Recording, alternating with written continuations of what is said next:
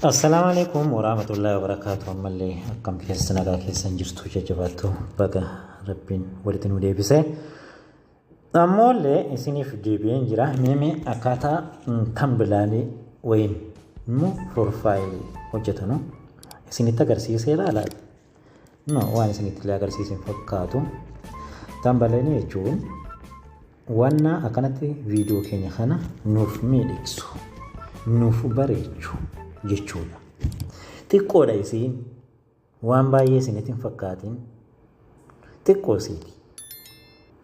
Waan daqiiqaa muraasa isinitti fudhattuudha akkanatti bareeffachuun. Amma dhugaatiin bareedaa kun hin bareeda. Okay, erga kun bareedes isallee isis waliin hojjannaa. Kunis akkanatti yoo sirreeffanne hin bareeda, kunis hin bareeda jenneerra. YouTube keenya miidhaskaa jechuudha. Akka gaariitti dansaa godha. Mee amma wannan isinitti himuun fedhu waa'ee kanaa isinitti himeen ture. Yoo ilaaltanii jiraatan kunoo baaner kana buufadhaa jedheen ture. Erga buufattanii akkasin immoo wayin akkaataa itti hojjetatan yoo xiqqaa si rakkisee jiraateedhaaf malee isinitti agarsiiseen ture. Yoo xiqqaa namoonni isin rakkisu yoo jiraatu ta'e keessattuu nam tokko gaa namni wallaalee hin jiru. Nam tokko gaa akkuma diqqaa yoo jiraatu ta'e ammas immoo otuma yaadatu otuma beeku yoo irraanfate ta'e ni jiraa inni buu. Kanaafu mi'a amma kana tolchee isinitti agarsiisu. Erga kanatti filattanii keessaa kan isinii ta'e filattanii akkanatti filattanii editii kana rukutattu. Erga rukuttanii akkasitti erga rukutatanii akkasitti isinii baasa. Okay, erga isinii baasee maal gochuu qabdan? Waan irratti barreeffachuu feetan barreeffattan. Amma kana asuma irratti editiin godhaa. Kana irraa balleessitaniitu iyyuu akkasitti irraa balleessitanii amma ka lead oro chaanaala jedhu kanuma irratti beekamtii keessan achi dhuftaniitu iyyuu bakka raayitii kana diillaayitii kana dhiiftanii kana rukuttan. Dhufee maqaan ankoo eessa jira amma kunooti argitan jedhee yaada. Yoo guddatu ta'e akkanatti xiqqeeffattu. Okay, amma maal barreessee jiraan? Khalid Oro Channel jedhee barreessee jira. Yoo fedhe kana immoo irraa akkasitti hin godhaa. Kanas irraa yoo fedhe akkanatti hin godhaa.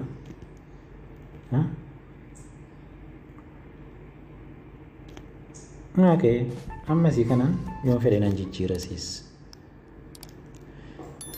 Yoo fedhe jijjiireen eddee buusa. Maal jedhama amma wal bagan jedha.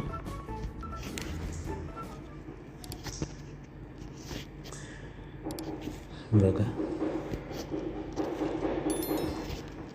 nagaan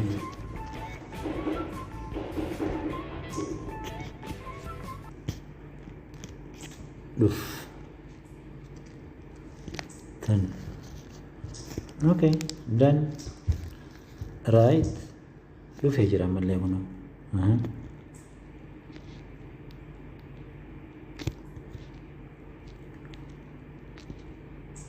Okay. Kana dhufnaa erga kana dhufnee jenne isarratti immoo suuraa keenya yoo kaachuu feenes suuraa keenya kaannaa. Yoo barreeffama barbaannes mama feene kaachuu dandeenya jechuudha. Mee ammas fakkeenyuma suuraa ankoo tokko hageessu. Ini kan inni kaa'ee waa biraatti haa ta'u. Ani immoo dhiiseetu suuraa ankoo tokko geessee haa. Okay, bakka suurattii kana qofa kanatti fudhadhe. Raayitiitti godhee fuudhee deema.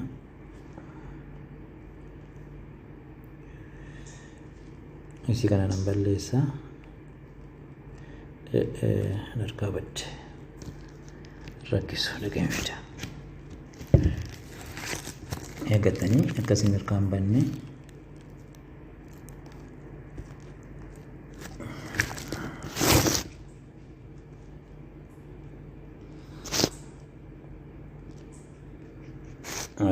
akkanatti bisheeffattanii raayitiitti godhattanii akkanatti fidattanii waa'inni maasumarrayyuu akkasitti godhattanii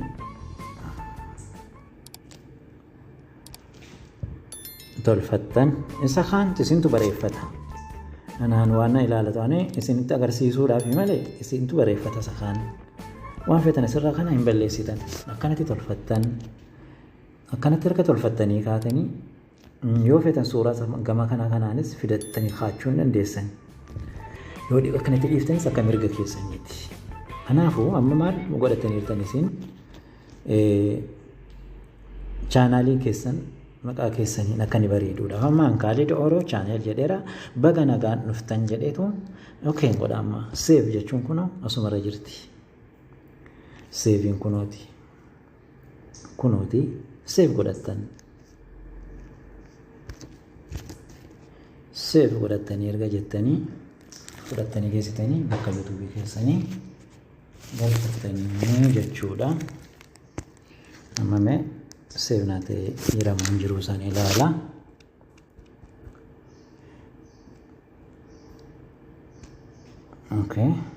kunoo dhufee jira erga akkanatti dhufee jedhee fudhattanii eessa deemtaniini yuutuubii keessan jala seentaniini yuutuubii keessan erga akkanatti isinii dhufee jedhee bakka qalamaa kana nu rukuttan erga bakka qalamaa kana rukuttanii jettanii kunooti wantattiin kan asirra isinii galtuudha waan nama isinii hojjedhee ka'e gootanii rukuttanii bakkuma suuraa sana wanna tokko waan isin rakkisuu hin qabu jechuudha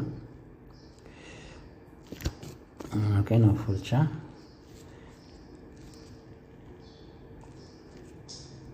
akkasitti kun tolchee jira jechuudha ammaan argitan jedhee yaada kun akkanatti tolcheen jira jechuudha akkanatti suuraa fi barreeffamni hedduu kana keessa seentee kun kan gamaan gamanaa sun duwwaadha jechuudha kasaaraadha faayidaan illee takkan qabu kanaafuu hedduu lamanitti kana keessatti akkanitti xiqqeessitanii hojjetattanii sanaan booda seef itti gootan seef waan gochuu hin barbaanneef seef itti godhattanii kanaan booda dhageessanii akkaan bareedaa jechuudha asirratti kan kanaa immoo daqiiqaa dheerata isinitti agarsiisa kan kanaas akkuma kanatti hojjetattanii fiddanii kaattan jechuudha kanatti isinii bareeda kan isaa immoo isatti isinii agarsiiseen ture waa'ee aappii achirra isinii tolchuu kun isiniif tolcha kun isiniif tolcha aappiin kun isillee isiniif tolcha yoo buufattanii jiraattan maqaan jaraa walumaa cinaa waan ta'eedhaa fi akkasitti ittiin fayyadamaan isiniin jedha daqiiqaa isinitti dheeresseera folchaa dhiifamaan isiniin jedha achumaanuu yuutuubii kan koo kana laayik sabskiraayib sheer na godhaati wanna jajjabeessan cina dhaabbadhaan isiniin jedha wala guddifnu lammiinaan koo afaanan koo beektuu marti keetiyyuu isiin jedha nagaan naaf jiraadha.